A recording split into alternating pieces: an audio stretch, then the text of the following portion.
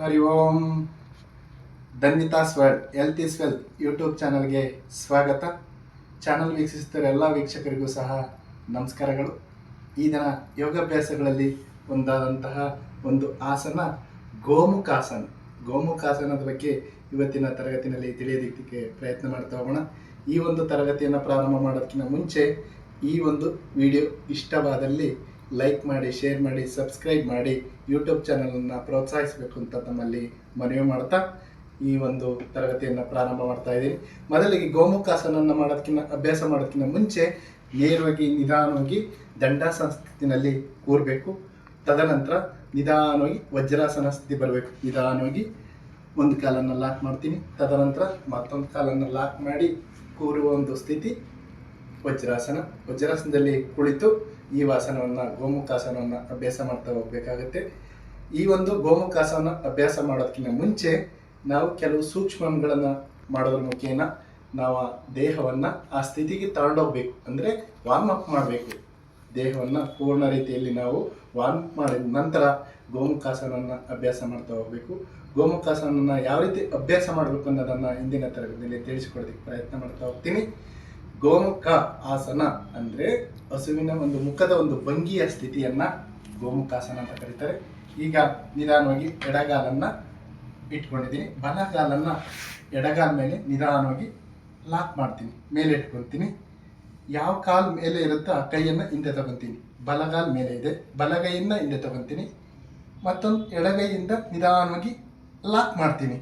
ಕತ್ತನ್ನು ನೇರ ಮಾಡ್ತಾ ಇಟ್ಕೊತೀನಿ. ಸಹಜವಾದ ಉಸಿರಾಟದ ಸ್ಥಿತಿನಲ್ಲಿ ಸ್ವಲ್ಪ ಹೊತ್ತು ಇರ್ತೀನಿ. ಆ ಸ್ಥಿತಿನಲ್ಲಿ ಸಹಜವಾಗಿ ಉಸಿರಾಟವನ್ನು ಮುಂದುವರಿಸ್ತಾ ಹೋಗ್ತೀನಿ. ಗೋಮುಖಾಸನ ಇದು ಆಸನದ ಒಂದು ಭಂಗಿ.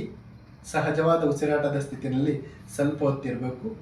ತದನಂತರ ಆಗಲ್ಲ ಅಂದಾಗ ನಿಧಾನವಾಗಿ ಆ ಕೈಯನ್ನು ಬಿಡಿಸಿ ಸಹಜ ಸ್ಥಿತಿ ಬರಬೇಕು. ಇದು ಗೋಮುಖಾಸನದ ಭಂಗಿ.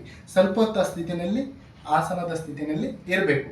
ತದನಂತರ ನಿಧಾನವಾಗಿ ಇನ್ನೊಂದು ಕಾಲನ್ನು ಲಾಕ್ ಮಾಡಬೇಕು.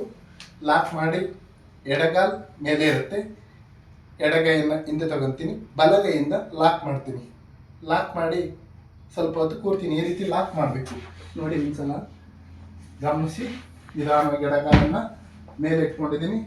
ನಿಧಾನವಾಗಿ ಎಡಗೈಯಿಂದ ಹಿಂದೆ ತಗೊಂಡಿದ್ದೀನಿ.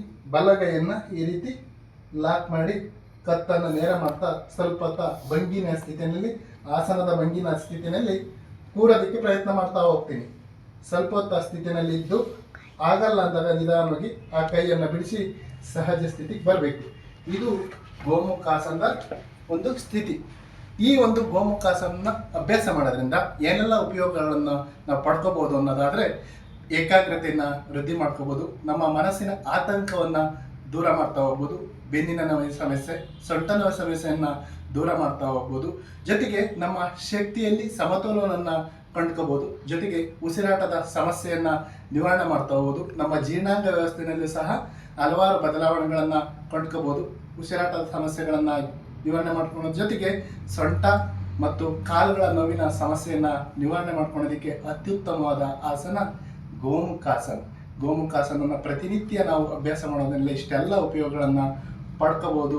ಜೊತೆಗೆ ನಮ್ಮ ದೇಹದ ಶಕ್ತಿಯಲ್ಲಿ ಸಮತೋಲನವನ್ನು ಕಾಣ್ಬೋದು ಅನ್ನೋದನ್ನು ತಿಳಿಸಿಕೊಡ್ತಾ ಈ ಹಿಂದಿನ ತರಗತಿಯಲ್ಲಿ ಗೋಮುಖಾಸನದ ಬಗ್ಗೆ ತಿಳ್ಕೊಂಡಿದ್ದೀವಿ. ಮುಂದಿನ ಕ್ಲಾಸ್ನಲ್ಲಿ ಇನ್ನೂ ಹೆಚ್ಚು ಆಸನಗಳ ಬಗ್ಗೆ, ಪ್ರಾಣಾಯಾಮಗಳ ಬಗ್ಗೆ, ಜೊತೆಗೆ ಅಗ್ನಿಹೋತ್ರಗಳ ಬಗ್ಗೆ ತಿಳಿಯೋದಕ್ಕೆ ಪ್ರಯತ್ನ ಮಾಡ್ತಾ ಹೋಗೋಣ ಅಂತ ತಿಳಿಸ್ತಾ ಇಂದಿನ ಒಂದು ವಿಡಿಯೋವನ್ನು ಅಂತ್ಯಗೊಳಿಸ್ತಾ ಇದ್ದೀನಿ. ಧನ್ಯವಾದಗಳು. Thank you.